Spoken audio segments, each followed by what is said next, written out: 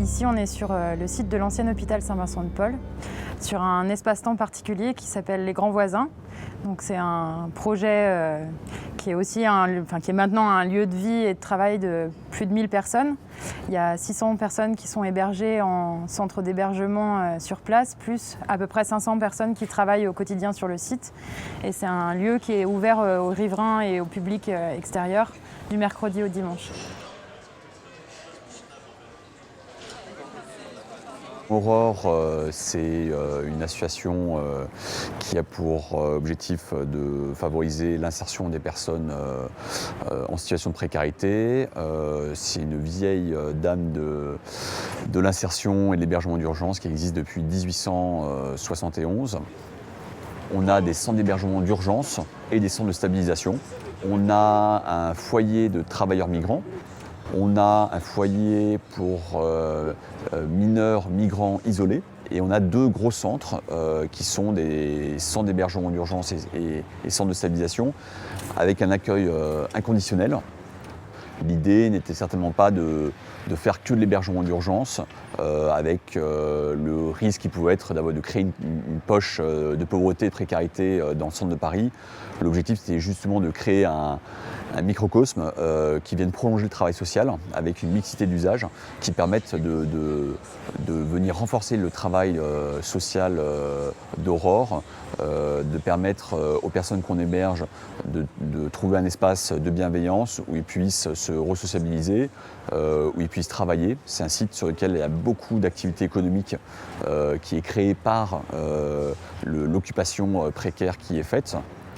En Île-de-France, il y a plusieurs millions de mètres carrés de bureaux, d'habitats, de locaux d'activité qui sont vacants et dans un entre-deux en dehors de la ville marchande. En face, il y a une génération de porteurs de projets qui sont dans des temporalités très brèves avec des besoins d'incubation pour des projets culturels, associatifs, entrepreneuriaux. Une demande discrète qui n'a pas sa place forcément dans le marché. Donc on cherche à mettre en relation ces locaux vacants avec ces porteurs de projets en contactant les propriétaires, en leur mettant en avant les bénéfices des occupations temporaires, des bénéfices financiers, des bénéfices aussi urbains et sociaux, puisque en créant des projets temporaires, on peut répondre à des besoins d'un territoire qui ne sont pas forcément satisfaits.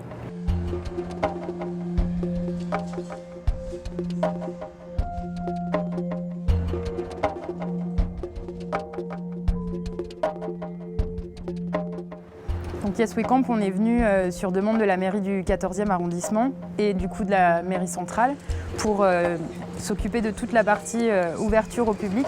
On a travaillé sur des thèmes qui nous tenaient un peu à cœur, dans le but à chaque fois de valoriser cette rencontre et ce lien social qu'on pouvait essayer de tisser entre les différents publics. Il y a plusieurs volets. Donc il y a toute la question de la nature en ville qui est abordée sur ce site, avec plein de micro-projets. Il y a aussi la transmission des savoir-faire. On fait beaucoup de chantiers participatifs. Toutes les chaises qu'on voit sur la terrasse, ils ont été construits et conçus en chantier ouvert. Il y a un autre volet donc, qui est lié à l'accueil de l'autre, à la fois l'hébergement d'urgence, donc comment on accueille ces gens-là, comment on les accueille dans des espaces qui sont partagés par tous. Donc dans la lingerie par exemple, on va mettre en place des cafés suspendus, des prix pour les cafés en temps pour les personnes qui n'ont pas de papier, donc avec le troc shop. Ça va être aussi comment on accueille des visiteurs d'une manière un peu différente d'habitude. Donc on a mis en place un camping. Il y a eu une première version prototype pendant la COP21. On a mis en place pendant une semaine 100 places d'hébergement en tente pour accueillir les militants de la COP. Et là, depuis fin juin, on a le camping qui est ouvert et où on a une centaine de places pour des touristes, des visiteurs.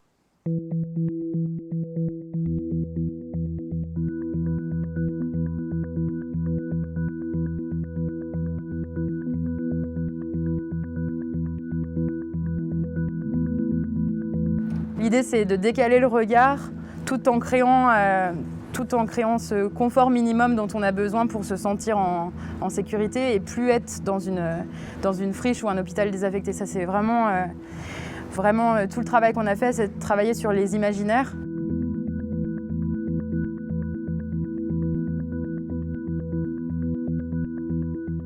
Et là, l'idée, c'était de s'ouvrir au plus grand nombre. Donc, il fallait que ce soit plus confortable, qu'on puisse accueillir les petits vieux du quartier, qu'on puisse accueillir les enfants et les familles, qu'il n'y ait plus de tessons de bouteilles au sol.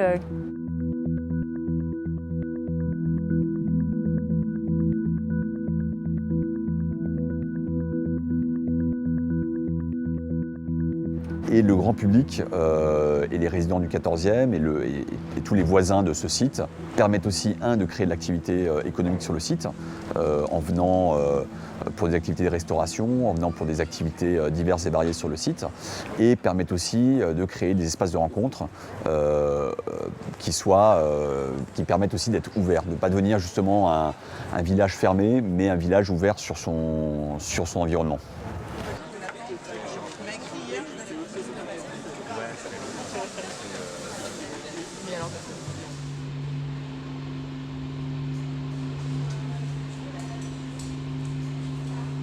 Là, en gros, toutes ces occupations temporaires, le vrai enjeu, c'est de montrer qu'il y a des failles spatio-temporelles dans la fabrique de la ville et que du coup, de les utiliser, d'utiliser ces moments-là et d'accepter qu'ils font partie de la fabrication de la ville aussi, ça vient en complément en fait de la fabrique de la ville classique. Nous, l'objectif sur ce site Saint-Vincent-de-Paul, c'est d'aller trouver d'autres espaces.